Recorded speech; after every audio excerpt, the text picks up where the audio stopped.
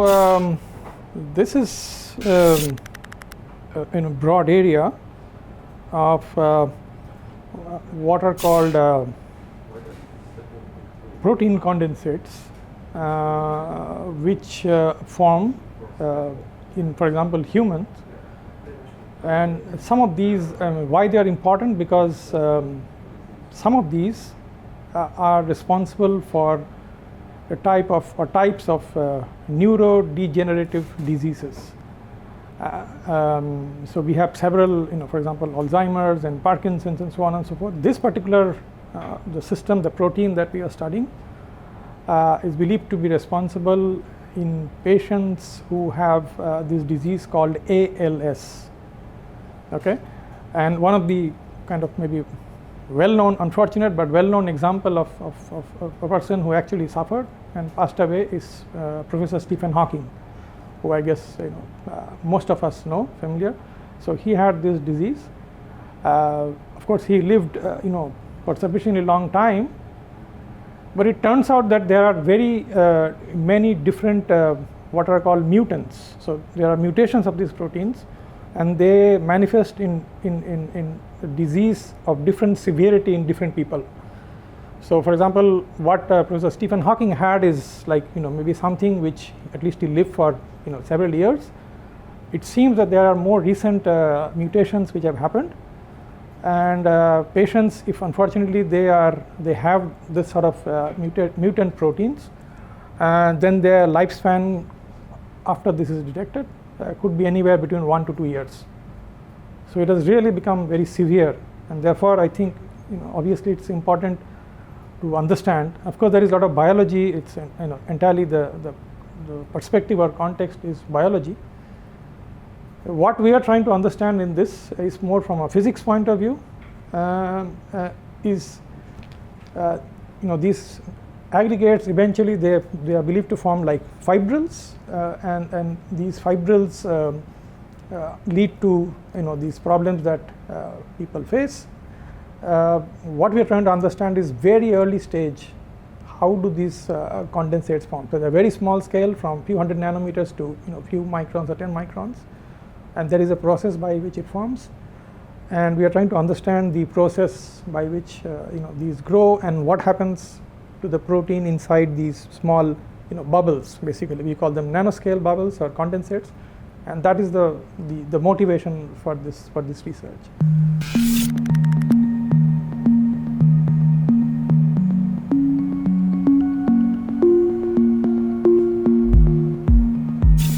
Yes, so I would say this is probably one of the best, if not the best facility to study the process of how these proteins, for example, move, their dynamics, and also the structure, which basically form, which are responsible for the.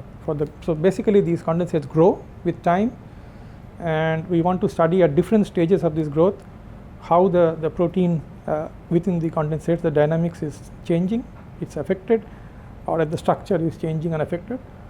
And so we want to be able to probe at the right length scale, that is at the length scale that we can probably look at protein separation, and also the time scale for this. And so therefore this station is really, I would say, one of the best, if not the best, in terms of allowing us to probe this behavior in these condensates.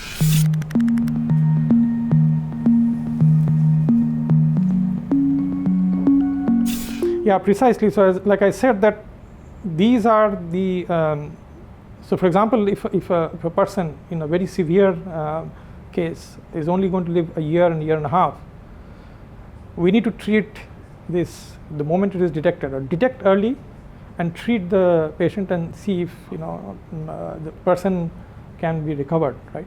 So for that you need to detect as early as possible any signs of these forming. And so the sooner you can do, the better it is. So these nanocondensates are the very early stages of formation. So they can form within a day or 2 days. The actual, the final fibrils and all which form, they may take months.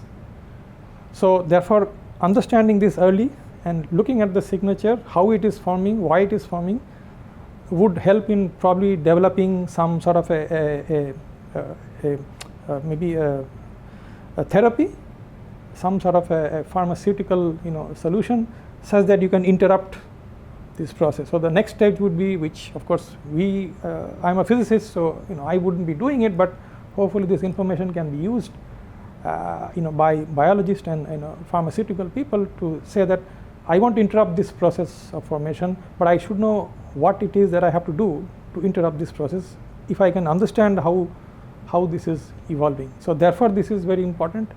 The temperature, of course, you mentioned, and temperature is important because our body temperature could vary, and we want to also see whether the temperature that we measure actually higher or a lower temperature makes this grow faster or slower, or what happens. So therefore temperature could be an important one, but temperature we want to measure in a range which is physiological, which means something like ambient temperature up to maybe about 35-40 degrees, and I think that's the role of temperature, and whether the condensate process and the dynamics of this is affected by the temperature.